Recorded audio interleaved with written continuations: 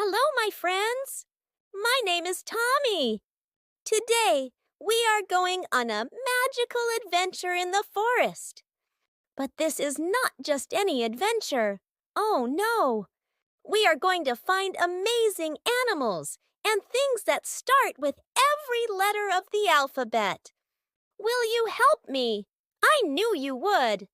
Let's start with the letter A.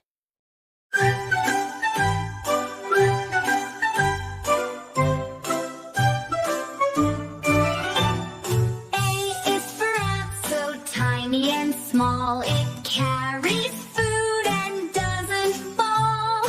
B is for butterfly, flying so high with colorful